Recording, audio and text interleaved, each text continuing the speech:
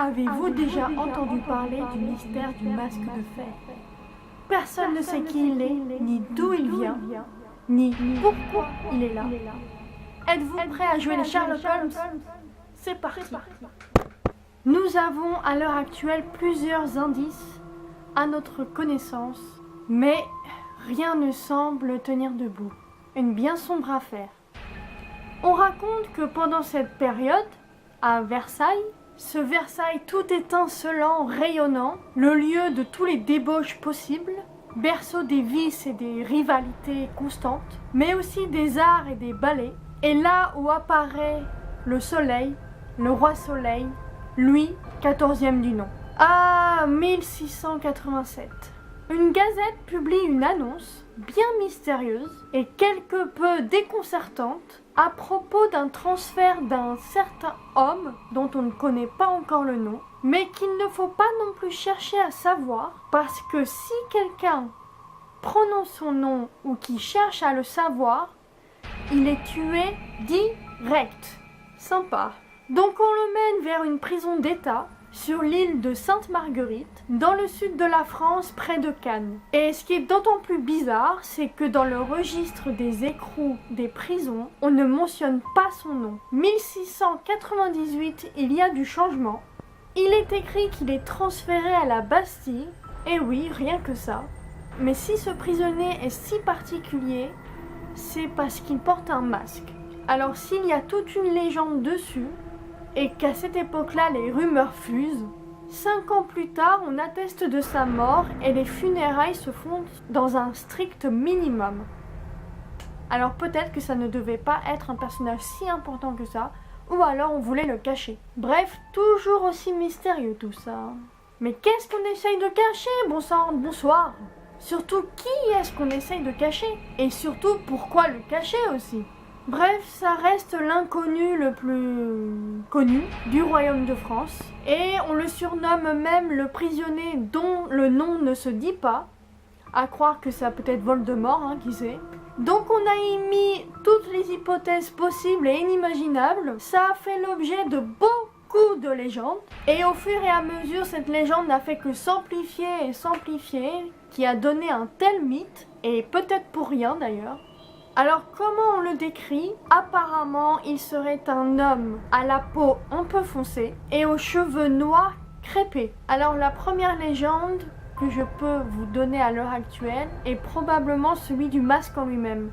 Oui, parce qu'il n'était pas en fer, parce que je peux vous dire que ce serait un enfer. Enfin bref, pour la petite histoire, ce masque était en velours parce que, selon les médecins, avoir un masque de fer constamment, ça lui aurait donné des réactions et il n'aurait pas tenu très longtemps. Oui, je sais, ça casse tout, bref. On a même cru que l'homme au masque de fer était Molière. Alors oui, cette hypothèse reste la moins crédible du monde. En fait, c'est un peu partie des circonstances de la mort de Molière, parce qu'apparemment on ne saurait pas trop et ça reste un peu flou tout ça. Mais bon, pourquoi Louis XIV aurait fait enfermer Molière puisqu'il l'admirait vraiment tellement, donc impensable. Et puis en plus les dates ne concordent pas, donc rayer cette théorie-là, c'est impossible. Je voudrais décerner la palme d'or de l'hypothèse la plus folle. On a pensé que l'homme au masque de fer était un frère jumeau du roi Louis XIV.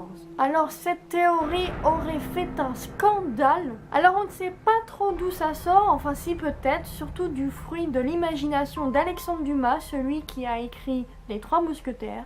Le fait que le prisonnier porte un masque a suscité surtout cette hypothèse parce que on ne voudrait pas le reconnaître. Du coup, avec cette théorie, ça a tout enflammé. Quand on voit que l'emprisonnement a été fait dans le plus grand secret et ordonné par Louis XIV même, c'est que ça devait être un personnage assez important pour que Louis XIV lui donne de l'importance. Donc voilà, les rumeurs fusent. Pour l'instant, vu comme ça peut éventuellement tenir la route, mais bon, il faut pas trop espérer, parce que bon, Louis XIV avec un frère jumeau, ça peut poser problème au niveau du trône et tout.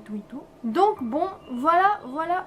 Mais, et oui, il y a toujours un mais, vous pouvez très vite oublier cette hypothèse, parce que selon les historiens, cela reste impossible et très improbable. et que tout ça relève que de la fantaisie. Donc bon, ça nous arrange bien tout ça, on n'a pas du tout avancé, on ne sait toujours pas qui c'est.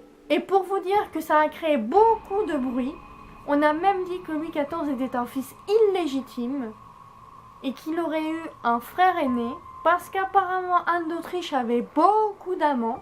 On a aussi cru que c'était D'Artagnan ou alors Nicolas Fouquet. Bref, on a tout entendu et on a surtout fait tout un ananas pour ça. Mais tenez-vous bien, mes petits ananas, aujourd'hui on pense avoir révélé le secret du masque de fer. On pense savoir qui est cet homme.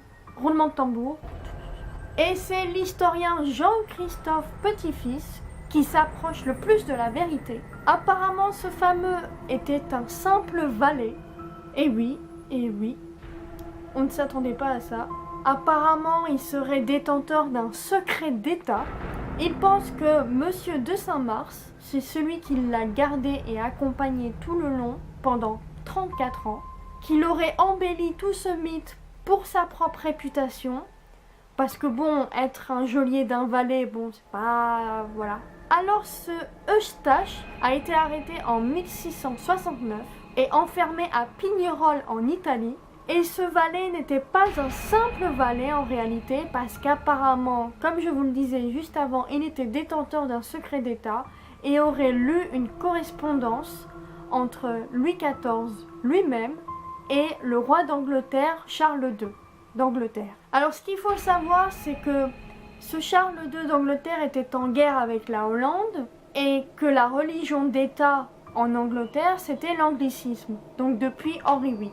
Mais apparemment, ce Charles II se rapprocherait un peu trop des catholiques, donc c'était très gênant que ce fameux Eustache d'Angers connaisse tout ça. Et ce fameux Charles II voulait aussi faire comme Louis XIV un peu, dans le style on veut gouverner sans parlement, on n'en a pas besoin. Du coup, il aurait demandé une aide financière à Louis XIV et en contrepartie, Louis XIV lui aurait demandé d'améliorer la situation des catholiques en Angleterre. Mais vous me direz, mais que fout Eustache dans toutes ces affaires? Et surtout, comment il a pu lire cette correspondance? J'y viens. En fait, ce Eustache était un valet, mais pas de n'importe qui. C'était le valet d'Henriette d'Angleterre, qui était la belle-sœur du roi Louis XIV et la sœur de Charles II. Donc vous me direz, logique. Et tenez-vous bien, un événement va venir appuyer cette hypothèse, c'est que brusquement, tout à coup, au mois de juin 1670, donc un an après l'arrestation d'Eustache d'Angers, alias l'homme au masque de fer, mais elle meurt empoisonnée, oui, et on va dire que c'est sûrement dû à cette histoire entre Louis XIV et Charles II, et qu'on voulait la faire taire, Henriette, parce qu'elle connaissait l'identité de ce fameux homme masque de fer. Bref, cette théorie-là est très sûrement la plus crédible et la plus créditée par les historiens, et surtout la plus sûre et certaine aujourd'hui. Et oui, tout ça pour ça, tout un mythe qui s'effondre presque, quoique l'histoire est assez croustillante, et on en a même fait un film, tellement le mythe et la légende du l'homme au masque de fer a fait papiller l'imagination des hommes. Un film avec Leonardo DiCaprio et Gérard Depardieu, et oui, si un jour on m'avait dit que les deux apparaîtraient dans un film, voilà. Bref, ça vaut le détour. Mon cher Watson, on a presque résolu l'affaire grâce à vous. Élémentaire, mes petits ananas.